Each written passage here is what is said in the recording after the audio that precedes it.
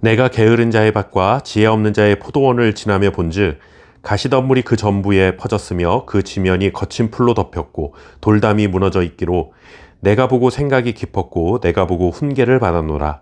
내가 좀 더 자자 좀 더 졸자 손을 모으고 좀 더 누워있자 하니 내 빈궁이 강도같이 오며 내 곤핍이 군사같이 이르리라. 아멘. 오늘 잠언 말씀은 우리에게 게으름에 관한 교훈의 말씀을 전해줍니다. 잠언 저자는 길을 가다가 우연히 게으른 자의 밭을 보았습니다. 그 밭은 원래 열매를 맺도록 준비된 땅이었을 것입니다. 씨를 뿌리면 곡식이 자라고 정성껏 가꾸면 포도나무가 열매를 맺을 수 있는 밭이었습니다. 그러나 관리하지 않고 방치하니 어떻게 되었습니까? 가시덤불이 온 땅을 덮고 잡초가 무성하여 울타리로 세워두었던 돌담은 무너져 버렸습니다. 여기서 우리가 깨달아야 할 것은 게으름이라는 것은 한 사람의 인생 전체를 무너뜨릴 수 있는 무서운 힘을 가졌다 하는 것입니다.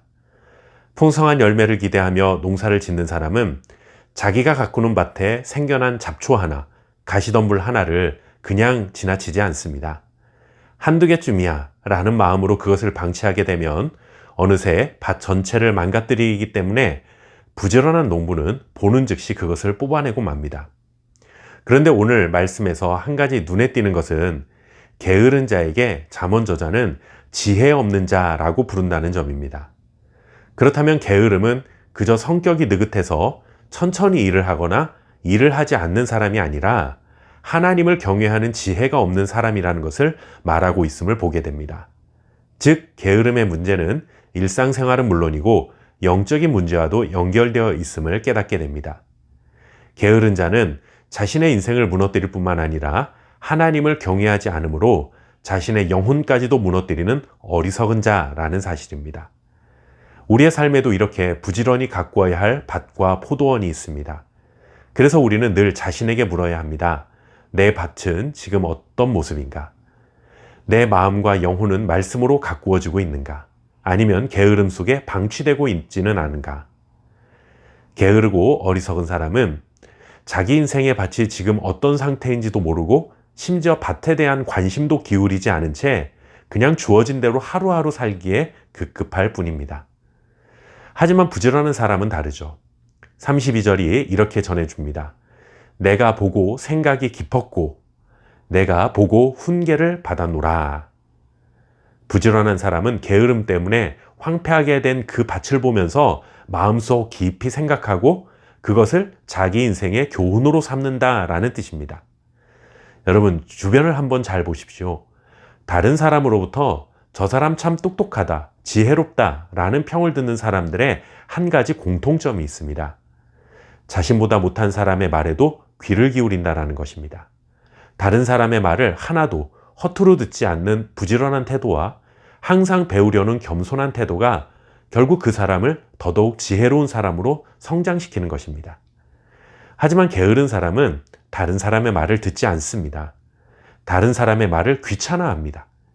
지금까지도 내 지식과 경험으로 잘 살아왔는데 이제 와서 뭘 또 새로운 것을 배우냐라는 게으름과 내가 너보다는 잘 아는데 라는 교만한 마음이 합쳐져서 자신을 점점 더 게으르고 어리석은 사람으로 만들어갑니다. 이어지는 33절은 게으르고 어리석은 사람이 갖는 또 하나의 특징을 이렇게 전해줍니다.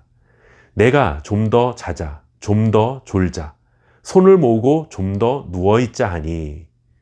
게으름은 언제나 이렇게 속삭입니다. 조금만 더 쉬자, 조금만 더 자자. 처음에는 아무것도 아닌 것처럼 보입니다. 그러나 바로 이 조금 더, 이것이 무서운 함정입니다. 게으름은 갑자기 우리를 무너뜨리지 않습니다. 작은 타협이 쌓이고 쌓여 어느 날 삶 전체를 삼켜버립니다. 마지막 34절이 우리에게 이렇게 경고하죠. 내 빈궁이 강도같이 오며 내 곤핍이 군사같이 이르리라. 강도는 갑작스럽게 들이닥치고 군사는 압도적인 힘으로 몰려옵니다. 마찬가지로 게으름이 불러오는 가난과 빈곤은 어느 날 갑자기 피할 수 없는 현실로 우리에게 다가옵니다. 이것은 우리의 일상생활에만 적용되는 것이 아니라 영적인 생활에서도 마찬가지입니다.